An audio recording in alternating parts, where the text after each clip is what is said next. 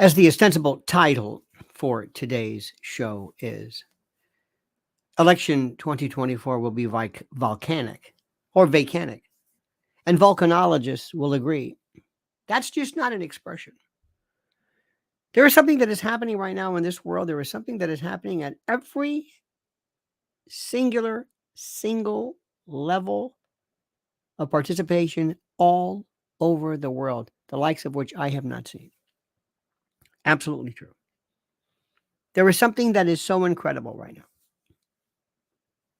When you spend your time away from the usual cable stuff, and I know I always say that, and people say, "Oh yes, yes." I'm thinking, well, I don't know if you really believe that, if you really follow it, but if you really do, if you stay away from that which is cable, and it's a very difficult thing for you to realize sometimes, very, very difficult. And I mean this sincerely. It's very, very difficult for you sometimes to understand that these are old habits. And you also realize that most of the time people are just wasting your time. They're wasting your time with so much stuff. It just doesn't matter. It's just kind of like make work. Because out of 100 people, maybe there are 10 who really know what's going on. And I know that sounds like a terrible indictment, but it's true. With the exception of this room, of course. So what I'm seeing right now is, as I look around the world, it is so glaring. It is so obvious. It is so huge. And what's also interesting to note, and what people don't really realize, they don't grasp, is that there is an international focus, an international movement that I don't think a lot of Americans really kind of grasp. I don't think it's part of their world, part of their ken. I don't think they get it. I think most people are kind of passive. They sit back and they really don't know what's happening, but that's okay. That's all right. We're still going to proceed forward. Let me give you an idea. I'm constantly having this list I have. I have lists all the time that I come up with. And one of the lists that I have is, what are the most important things in the world? The most important issues that we need to discuss. What are they? And it's growing and growing and growing. And then I say, okay, of those, what subjects are the most amenable to people? What will people understand and grasp? Different story completely. It's like you can have a restaurant and you've got to understand that what you think is good and what you think is great is not necessarily going to work in terms of the public, because what we are doing right now, this is a platform where we're trying to encourage people to focus on a variety of issues, but also not make it be ponderous and heavy-handed. But what are those issues that are the most important? What are the most critical? And yesterday I had a great time with Dr. Drew. And I love this guy. He's a very interesting man. Not a lot of yucks. He doesn't yuck it up. He's not somebody but he's very, very, very smart. Did you know, by the way, you ready for this? I learned something new. As you know, there are many folks who are during the COVID years, they were proponents of ivermectin, and they were still they were of the opinion that was the elixir. That was it. Ivermectin was it. Ivermectin was okay, fine.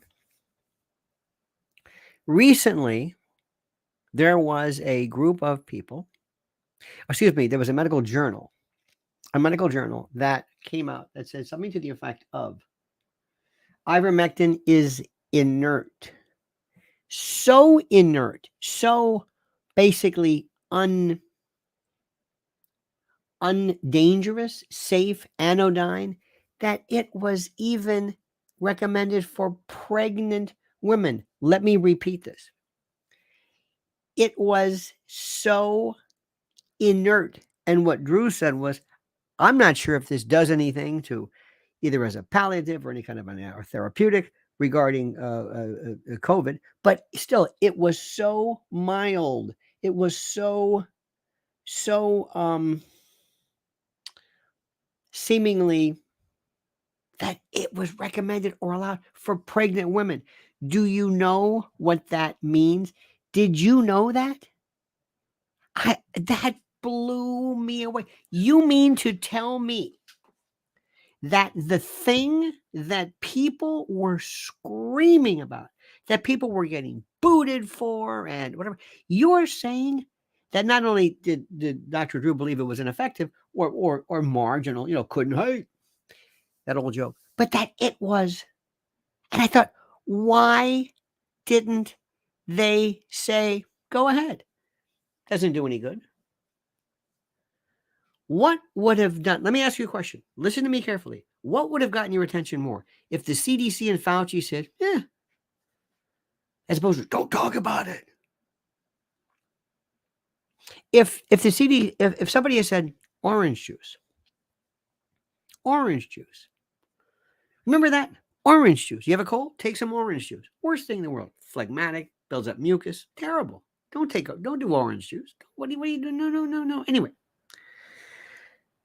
but let's assume somebody said orange juice. You have COVID, orange juice. What would make you stop? Think about this. Listen to me carefully. What would have been more, knowing how you are, if the CDC said, "Don't do this. If you go on any kind of platform, I swear to you, you'll never see the light of day again. Don't you ever say orange juice." Or if they said this, it's meaningless. It's meaningless. Doesn't do anything. Go ahead, but it doesn't help. What would get your attention more? That would have gotten my more attention. What, you mean they don't? They don't care? They don't care. Well, forget it then. It's like when you're a kid and your parents tell you, "Oh, what's that music? It's Alice Cooper. I like that." You do? Oh, okay. It takes away the forbidden fruit aspect of it. This blew me away yesterday. And I've been telling people, and listen to this. The more people I tell, the more they say to me, "I don't know what you're saying." I say, "Do you not understand what this means?" Given it's true, which of course I think it is. But do you not understand what's happening here? Do you not understand how? I don't understand this. So again, I walk around and say, I don't know why people, why am I not explaining this well? Do I not explain this well? Do I not explain this well? I don't understand what's happening here. It's the strangest thing I've ever seen in my life. It's the most important news, bar none. There's a guy yesterday I read. I mentioned this to Drew as well. There's a guy named, a man called, you notice that when the UK, Dr. I think it's Dr. John Campbell. Is that his name? Yes. Okay, yes. 2.88 million subscribers, and he is I don't know if he's even, dare I say, anyway, make a long story short. Do you remember when COVID first came out and people were saying, "This is how you wash your hands"? Remember that? There was a fellow from Mount Sinai who said, "Well, I'm a surgeon, and this is how we wash our hands." And we go like this. And it was this viral, interesting pun. It was this viral video about how not to get a virus. And anyway, John Campbell was one of these people who he was it. And now he's done like a 180. I don't understand. One of the things that people have to understand in our culture is that all of a sudden somebody will say to you, "There's Rhea from Tampa. Oh, bless your heart. Rhea, what part of the city? Don't give me your address, Rhea. What part, roughly? Just give me North Tampa, South. Don't tell me South. Don't tell me Bayshore. Don't tell me Palmacia. Please. Don't say that. Don't do that. Don't do that. Don't tell me South Tampa. Everything north of Waters is Carrollwood." Remember that joke? You probably don't. Anyway, all of a sudden things are changing. Things are changing. And I want people to understand where do the rules, who determines the change? Who says this is okay now and this isn't? That's all I want to know. That's all I want to know. I have never been in the position. I don't know anything about vaccine. I don't know anything about them. It's not my thing. I always tell you, well, this is important. This study shows this, and this study shows this, or this doctor says this. That's all I can tell you. But I don't know this. But what I'm saying is, when does it work? Please tell me. It's like everything's okay now. Mark Milley is gone. Did you see Mark Milley? Mark Milley, Milli Vanilli, Joint Chiefs of Staff. He walked out. He's retiring into the world of big money. Big money, big, huge money. Defense contracting. Oh, dear God, he's going to make a fortune. He's going to make a fortune. He's going to make a fortune. This is where it pays off. This is why you do this. Goodbye and good riddance. Get out of here. Leave. You destroyed our military. Destroyed it. Okay. So there are these changes. But why is this happening? Okay, let me give you another one. Okay, let me try this too. This is a thought experiment. Not a thought experiment. This is a way of thinking. Okay. Number one. Please explain to me the following. When somebody says something that is bad, if somebody says something that is racist, somebody says something that is anti-Semitic, homophobic, transphobic, misogynistic, rude, mean, whatever it is, I believe in your heart of heart that you should be able to say it without the government or somebody or some governmental agent telling you can't. Absolutely. If you want to say it, you say it, no matter what it is. No matter what it is. There are certain things that you can do as the recipient of it. For example, if you're the victim of libel, you should be able to act, accordingly. But anything, N-word, the Z-word, the anything. Let me try this again. Anything goes. A word, anything. Anything. Social media platforms. There's certain degrees of decorum. You can have safe harbor. Sometimes you can maybe a warning or something like that. If you can have, put it this way, if you can have pornography, whatever that is, if you can have some of the most violent stuff available, then why not words? Let me say this again. I want you to think about this. If you can have really, and by the way, unless it involves children, and I would venture to say animals, and even that's a little tough because of the crush videos. That's a weird one too. And the reason why I say this is because what happens about hunting videos? What about hunting? There's some great hunters out there, people who are good people, and they're God-fearing, wonderful folks who believe in conservation's rights, and they have pictures, of death. So when you say you can't show animal abuse, well, does that count as animal abuse? How about videos of processing? One time, I marveled at this German processing of how they take a pig or a hog or whatever, and they will process it and take every conceivable form of the offal, the hoof. It's just in terms of the sheer genius of the mechanics. Now, I don't eat that. That's fine. But could that be construed as animal abuse? Could be. I like this. Edie Crowley, bless her heart. Edie Crowley says, I'm reading the Gulag Archipelago. The U.S. is only 2 letters from a USSR. Well, you know what, Edie, and thank you, dear Edie. Thank you. Super chats, as you can see, are a way of saying, yes, I'm a patron of the arts. We are, put it this way, we are our own gulag, our own version of that. Because you see, Edie, there's something more frightening than putting somebody in prison is not having them know they're in prison. That's the most important.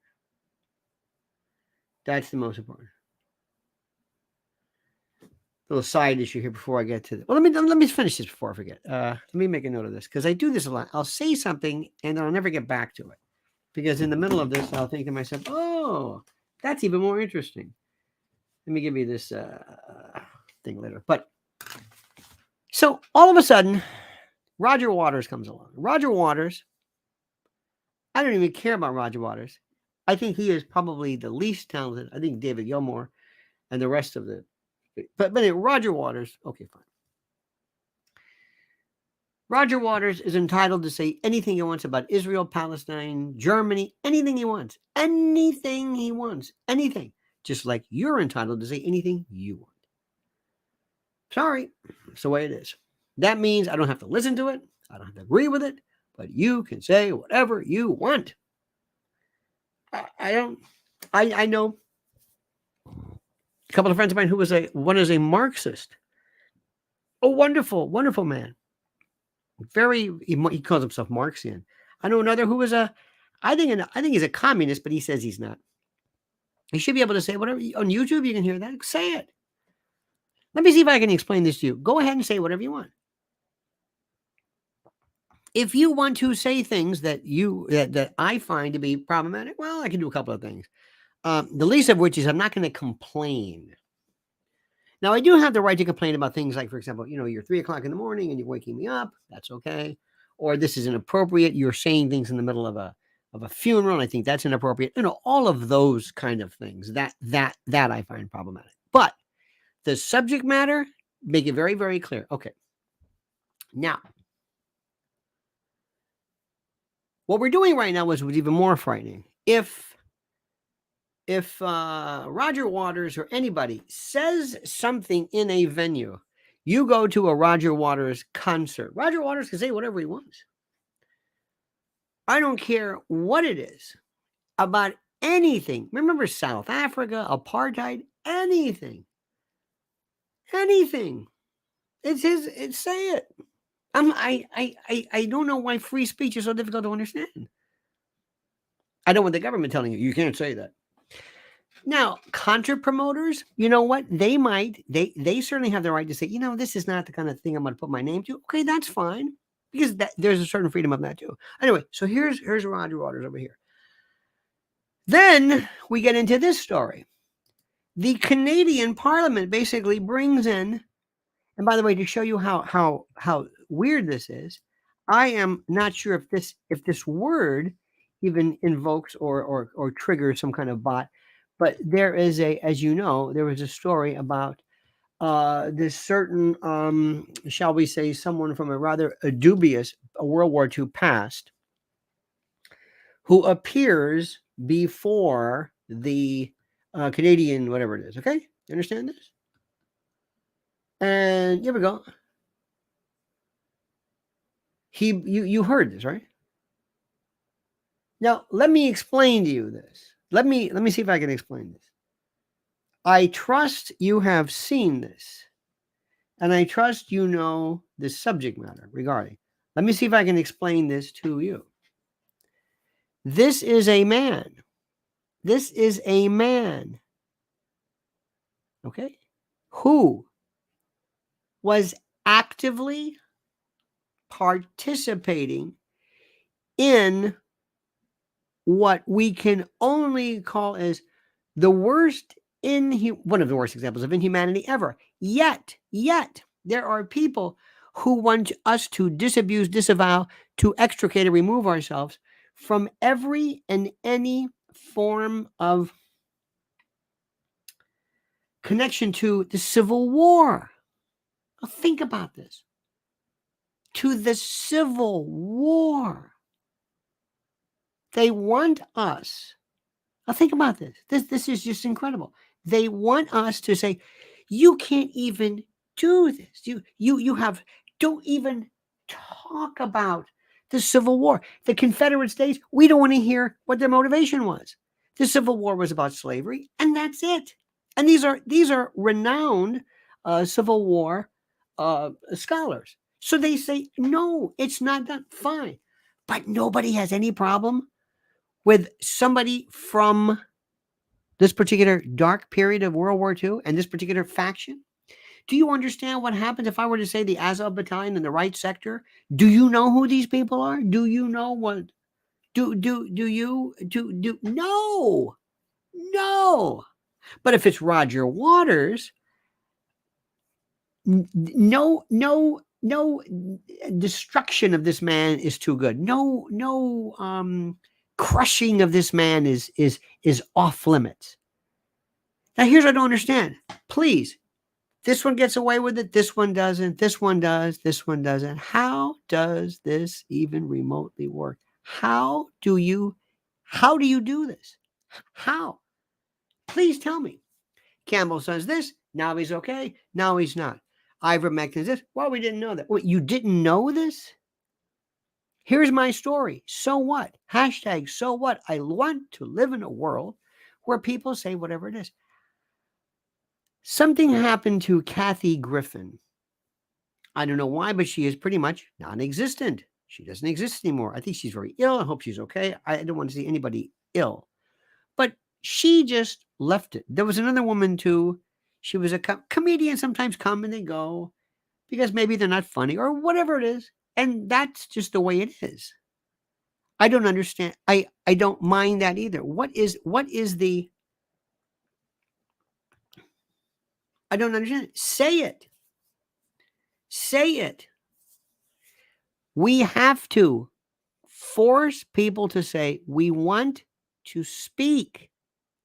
And we want to speak on platforms that allow us to speak with the rest of the people in the world. And we were one time we were walking and we heard we hear it a little bit now, but sometimes we don't. We remember when, maybe you're the same way. Remember when there were folks who were driving cars and loud and loud and boom boom boom boom boom, and you would hear this, my if but P if but stick it in the baby. Whoa, hey. My objection would be, excuse me, the volume. The volume may be a problem. It is bleaching. It is blending. It is involved. People hear it. It's intruding upon my particular sense of calm. But as far as the speech goes, I've got no problem with that. I don't know if you want to put on Liberace at that volume, turn that down. But the speech, say what you want. I don't have to listen to it. I don't want to belabor the point. Dear friends, I don't want to belabor the point, but I want you to understand how serious this is. Serious stuff here. Serious stuff. I can't say this. Now let me stop for 1 second and say something to you very, very, very, very important. My friends, I have been very proud to be a part of the great folks at My Patriot Supplies. And when I tell you that there are some indicators of how people are concerned over the world, this tells you everything. For example, if all of a sudden, as in the case during the COVID period, where hand sanitizer was off the shelves, what does that tell you? If ammo sales are through the roof, what if condom sales? What if laxative sales? Whenever you see something, you as an economist and a sociologist and a psychologist, you got to say, what is this telling us? Why is this important? Sometimes it's a fad, sometimes it's a trend. Remember when there was no gluten and then paninis, and so those are more innocuous. But over the past, I don't know what, 5 years, people are realizing 3 things in life: water, energy, and food.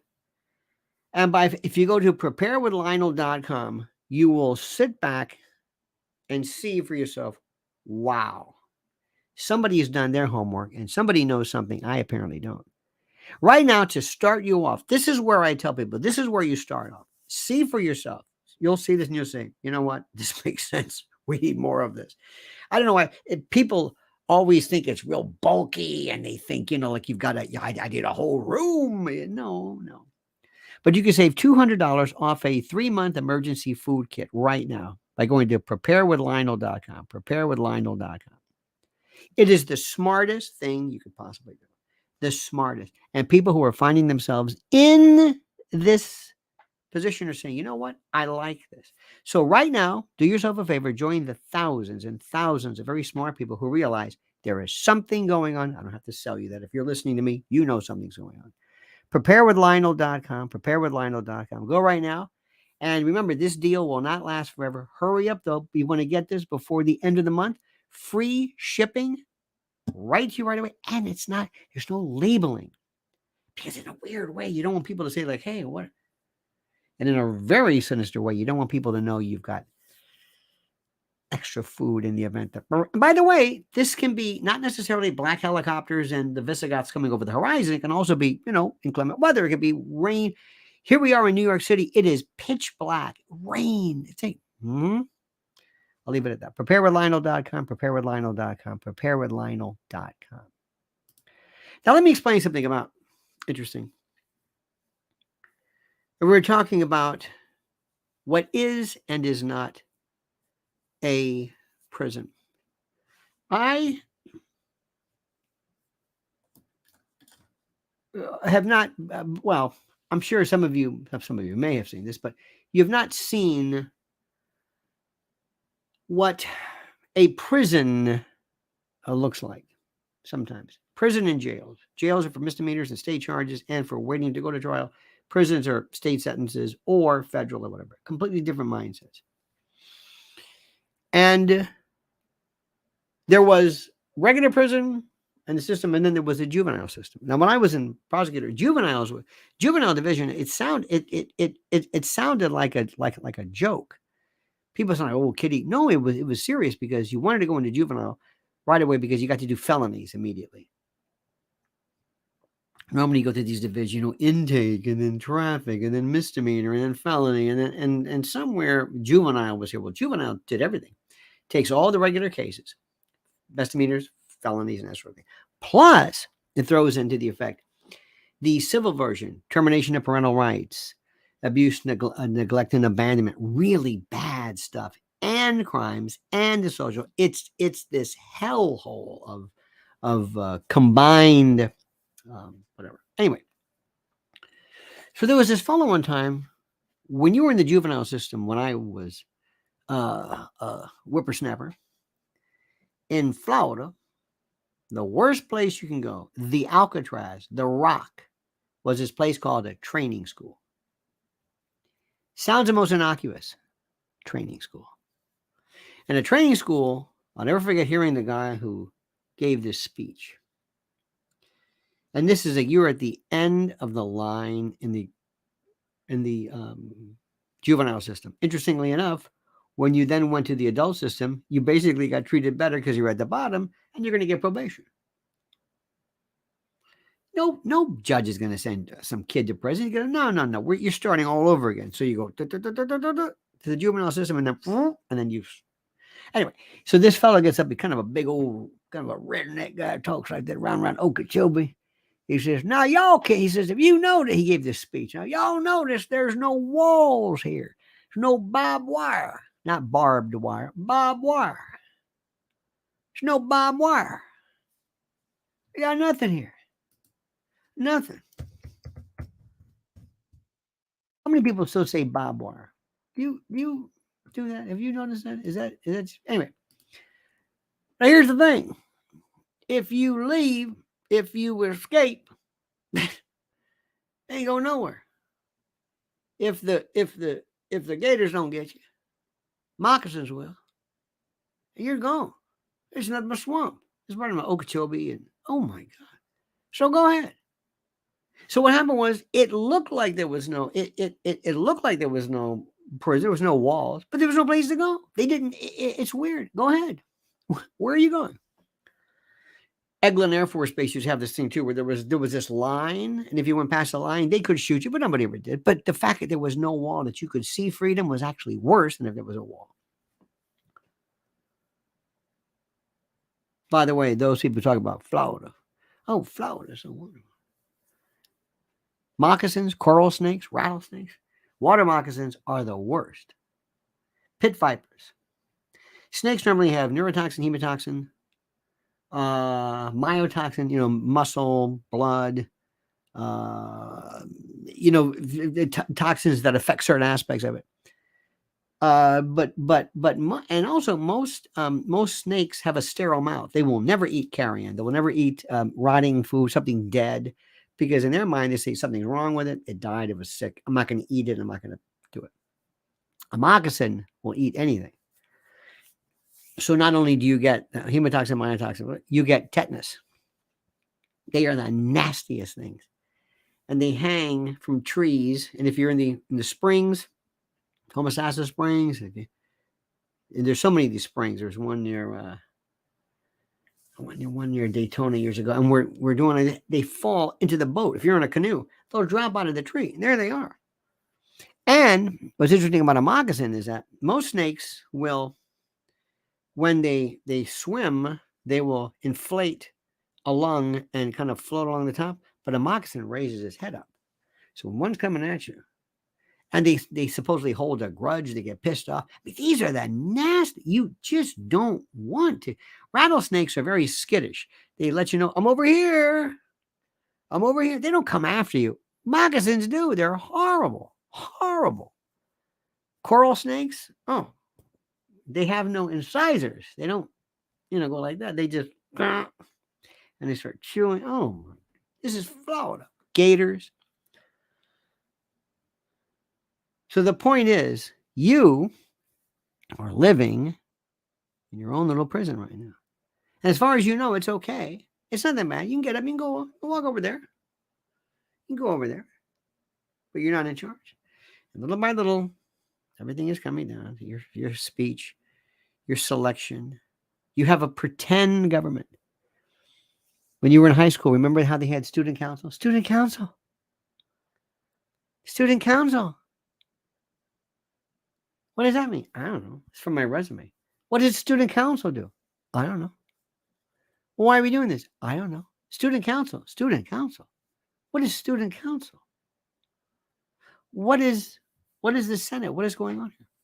For a week, they waste your time with whether they should have, what am I trying to say? Dress codes for the Senate. It was a week and a half. Wasting your time with that. And you said, this is terrible. And Judge Denise Farrell says this is terrible. Judge Denise, I think this is awful, disgusting. What is, I can't, I hear certain voices and I go nuts. I'm thinking this is a waste of time. Let me go through a couple of things I spent this morning, and I hope you follow. You do follow. Tell me you do follow my X. It still says twitter.com, but they supposedly X, they called it X. They call it X, right? Okay, you got that? This is the link. Make sure you sign up for this. But let's go through a couple of things, shall we? And this is a great little way for you to start off the day. First of all, I start off by, again, reiterating my wonderful time with Dr. Drew. It's just such a good time yesterday.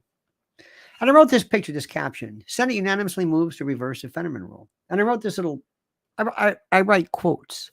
And the quotes sometimes are imaginary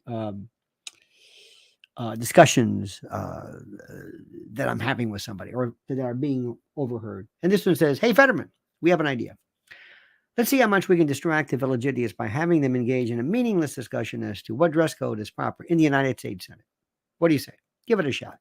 It'll buy us a week. And sure enough, that's what happened. Next, New York Post. Hunter digs hole even deeper by falsely claiming laptop was blah, blah, blah. Here is my response to that. Let me go on the record by saying I don't care anything about Hunter Biden. If everybody stops mentioning him, if all investigations cease, I could not be interested less. This is a distraction, a waste of time. He is immune. His pardons guaranteed. Here we go, too. Charles Murray. Did you hear about the fall of Lululemon? How stores surrendered to looters. This is a huge group of youth sacked multiple stores in Philadelphia. And this is Charles, what's his name? Charles, Douglas Murray. Yes, Douglas Murray. Did you read about him? He's one of those. Yes, Douglas Murray. Yes. Oh, he's so wonderful, isn't he, Douglas Murray? And I write, what conservative geniuses like Doug Murray fail to explain or understand, for that matter, is that the real story here is the habituation of disorder that he and his compatriots actually encouraged by virtue of these interminable cutesy essays. See, that's the story. It's this trite recitation and replication of nothing. You understand this? It's absolutely nothing. I wrote this piece about Mark Milley as he walks out. I said, "Be gone, Milli Vanilli. Keep going. Let us hope that we as a country can forgive ourselves for everything this man did to irreparably destroy the critical foundation of our defense system. What a colossal failure by design. Understand, by design. It was to destroy our system. You understand what I'm saying? It is to destroy our system. And by the way, there's something else I noticed, and I love language and the euphemisms that are attached there too. As long as I can remember, I've been fascinated by the use and misuse of language. And I just received, I wrote, word that in New York City there is a flooding advisory. Not a warning, mind you, but an advisory. Certainly nothing to worry about. We're merely advising you, a polite hint. But then I got a precipitation alert, alerting you to rain, but mildly suggesting a high degree of sentience, and then to diluvian onslaught. Isn't that fascinating? The way they go, warning. I love this one too. Again, this global research is this great article. In a colossal embarrassment for Ottawa, the Canadian lawmakers gave a standing ovation to a man who introduced as a war hero after Zelensky's address in the House of Commons, only to find out later that he had served in a certain a unit during World War II. Nobody says anything.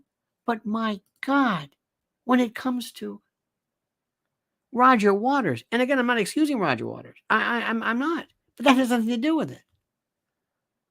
There's a new book out by about Orwell, Eric Blair, and it says at the heart of Orwell's worldview, it must be said, lies modern man's struggle to come to terms with the absence of God and the need for a secular morality that would somehow replace a value system built on the belief in an afterlife.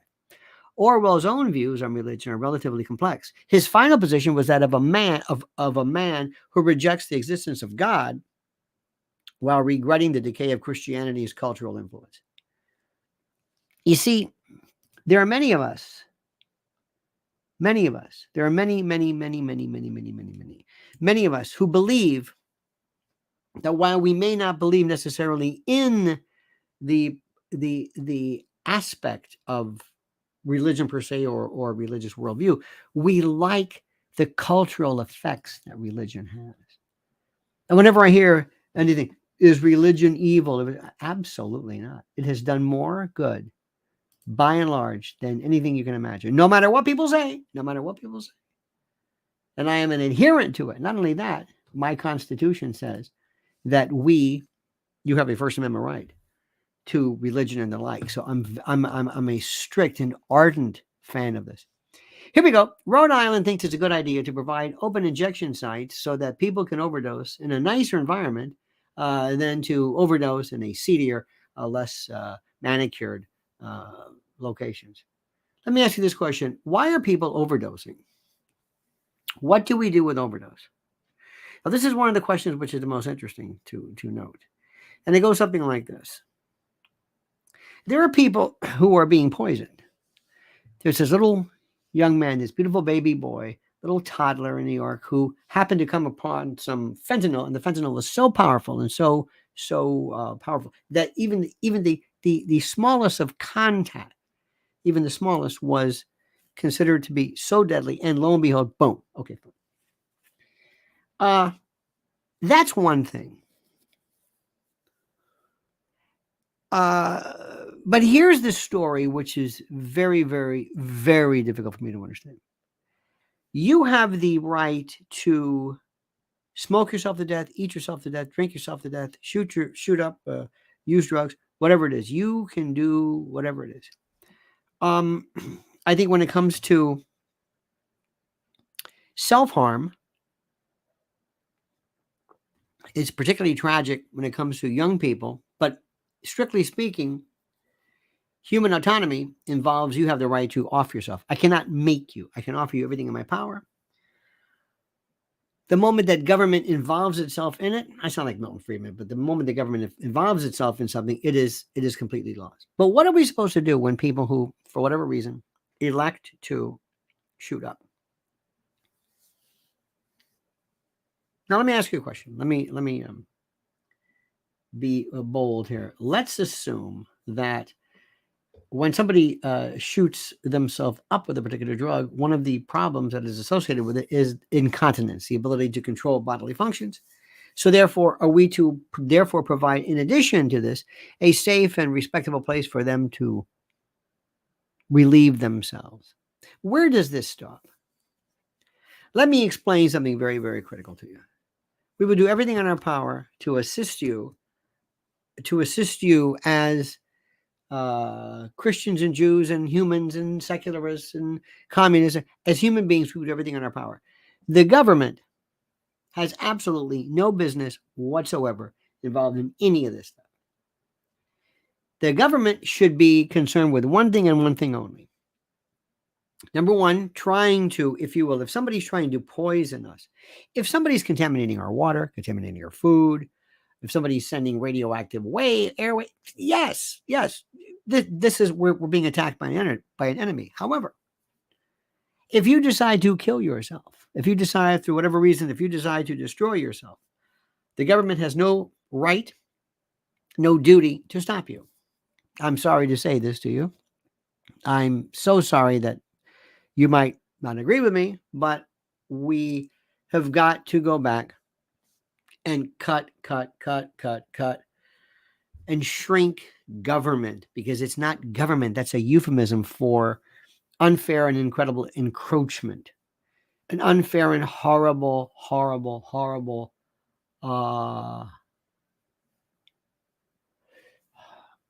event. How, like our good friend says, phenomeninja. I love this. I'm an opioid because pain is a life joy. Okay, fine. I like that, by the way. And by the way, thank you very much. This is not to say that this isn't a problem, but there are many, many problems. Let me stop right there for 1 second. Very, very important. My friends, I want to say something to you also about another friend of ours, another good man, a good company. And this is My Pillow. And there's two things I want to tell you. First of all, mypillow.com, promo code Lionel. Mypillow.com, promo code Lionel. God bless these people. What they are doing to Mike Lindell, what they have been doing in terms of the press, they are dancing on his grave. They are going out of their way. And there's two aspects of this story. First of all, the products are sensational. The products are wonderful. The products are great. Irrespective of whatever is happening in his life, the products, it's like whenever sometimes what they were doing to the Amish about selling raw milk. I don't drink milk, but this was incredible. I was 100% behind them. I do use My Pillow products, however. Sometimes I see something, I'm saying, this is not fair. Every now and then there'll be a little kid who wants to sell, lemonade, and somebody will complain, "Hey, you need a license for that." It's like, no, it's the overarching issue. MyPillow.com provides some of the best stuff ever. It was this thriving, beautiful, free market testament to beauty and wonder. And the reason why it was so good was because the products were so great. MyPillow.com, believe it or not, they sell more slippers than you can imagine. Their sheets, the pillows themselves, everything was great. And people loved it. And they're still there, and they're still targeting. Now, I'm not trying to beatify him or through some kind of weird apotheosis or elevate Mike Lindell, but what they're doing is unfair. It's unfair. And not only that, this is a phenomenal product. And I want you, because of two reasons. Number one, to support, actually more than that, to support free enterprise, to support somebody who just dared to open his mouth. And number three, the best products you can imagine. So once you go to Mike, hurry up before the end of the month. Hurry up. This is today is the penultimate, the anti-penultimate day of the month. Okay? The anti-penultimate. So go to mypillow.com, promo code Lionel, or call 800-645-4965. You can see and everything I'm saying, all of these All of these are on the description section. But this story infuriates me more, in addition to it being a great product. So mypillow.com, promo code Lionel. mypillow.com, promo code Lionel. Remember years ago, the Amish, remember when they were trying to sell raw milk? Why can't you sell raw milk? Well, you can't. Why not? Well, you can't. You don't care about, you don't care about opioids and drugs, but you can't sell milk. Let me tell you something. If I ran for president, Washington would be a ghost town. You just cannot. And people say, "Oh, you're a libertarian." No. No, we don't need a Department of Education. We don't need commerce. We don't need these. The Constitution. We never even thought about this. We don't need this. There's this administrative state that comes out of nowhere, and that's why I still say election 2024 will be volcanic. And by the way, I want to read this. I want to read this line to you. Listen to me carefully. People have always asked, who are some great people? Listen to these lines. I'm going to read this to you. This is very important. Here we go. This is Carol Quigley, Tragedy and Hope. Listen to me carefully. This is his quote. Quote, the argument that the two parties should represent opposed ideals and policies is a foolish idea. Instead, the two parties should be almost identical so that the American people can throw the rascals out at any election without leading to any profound or extensive shifts in policy. Then it should be possible to replace it every 4 years if necessary by the other party, which will be none of these things, but will still pursue with new vigor approximately the same basic policies. This goes to show you the illusion of the left-right paradigm. This is what's critical. Let me also say something to you. Mark Levin, I think, is a wonderful man. And I really think it's good. But he writes these things. He says, the Democratic Party hates America. The Democratic Party doesn't hate America. It hates you. It hates you and your sense of freedom and expression, and considers you to be a most problematic interruption of their grand scheme to intellectually barbed wire a worldview. They hate you. You're missing the point. This is, if ever you see this nonsense. By the way, did any of you great folks see the Tucker Carlson, Bill O'Reilly interview? And I appreciate the effort. I really do. But I learned absolutely nothing new from either of these gentlemen. What they said was obvious, patent, and without question. What we need is more take actions, how to coordinate and consolidate and synthesize citizen, political, and social action. To hear two multimillionaires talk about how they were fired.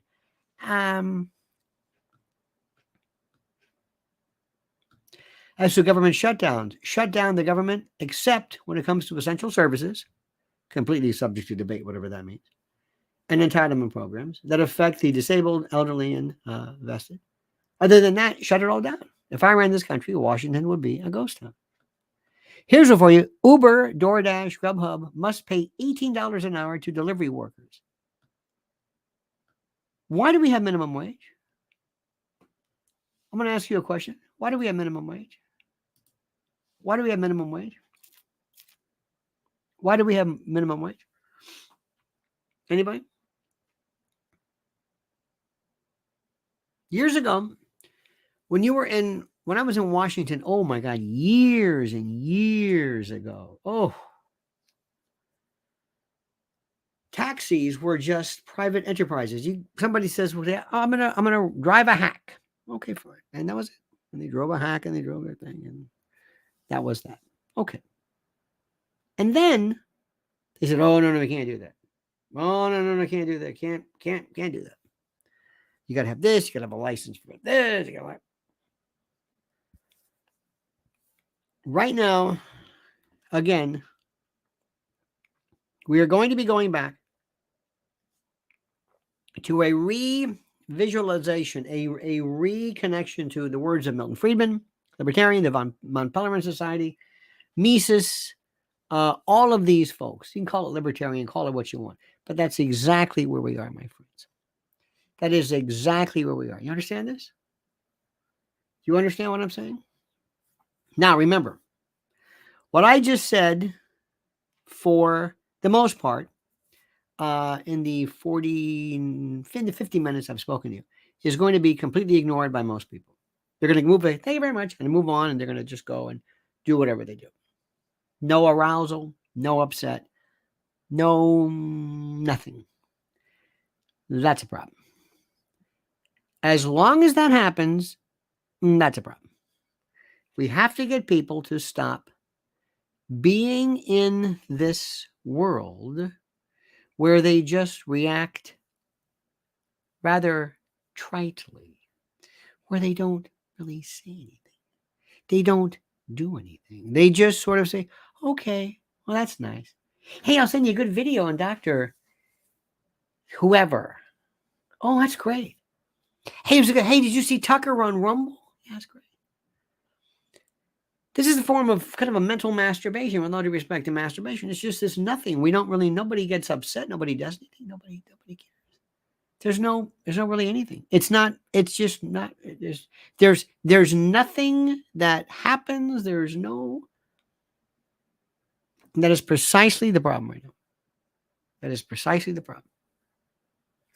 I need to inspire people to take action. And I guarantee you, in the years that I have been doing this, I've asked people, have you written your No. There is a torpor. There's a concretized ennui, a kind of a nonchalance. It's like, well, look, nothing I can do. I just kind of like to talk about this. Some people watch DIY. Some people watch home shopping. I like these shows. I don't really do anything. I mean, I call myself a patriot. Yeah. I wear maybe a flag, but I really, it'll work itself out. And I watch Tucker, and I got to get past that. I've got to get people out of that mindset. As long as that happens, we are doomed as a country. Ladies and gentlemen, thank you. Thank you. Thank you. Thank you. Thank you. Thank you. Thank you. Thank you. Thank you. Thank you. Don't forget our two, and I mean this sincerely, our dear friends. Remember this. Remember, dear friends, My Patriot Supply. Hurry up before the end of the month. Hurry, hurry, hurry. Sign up for your free, not free, what am I saying? Free, anything but free, but for your discounted $200 off a 3-month emergency food kit. You can't sell this for free. It'd be nice, but you can't. And you'll see why immediately. Order now, preparewithlionel.com. The deal won't last forever. Here's the link. If you haven't done this, this is a great way to start in what makes profound and obvious sense. And my friends, MyPillow, mypillow.com, mypillow.com, promo code Lionel. Sign up immediately or call 800-645-4965 if you're OG and prefer that particular means of discussion and the like. My friends, on behalf of a grateful nation, I thank you, not for what you are, but for what you appear to be. I appreciate the fact that through your collective insight, you sound the refrain without doing anything. No take actions, no massive onset, no mass traction, anything. Just, yeah. And you know what? That's maybe the first step. But I'm going to say that to you. I'm going to say this. We can talk about this all we want. I don't want to be doing this broadcast from some kind of an intellectual gulag, which I think we are right now. It is important and incredible and critical for you right now to go out and do something. All right, dear friends, have a great and glorious day. Thank you so much. Remember, subscribe to the channel. Subscribe to the channel. Subscribe to this. We have new things. And by the way, did you do any research on Albert Fish? I hope so. The worst human being who has ever traipsed this planet. All right, dear friends, and see you tonight at 7 p.m. But don't forget these words. The monkey's dead. The show's over. Sue ya. Da, da.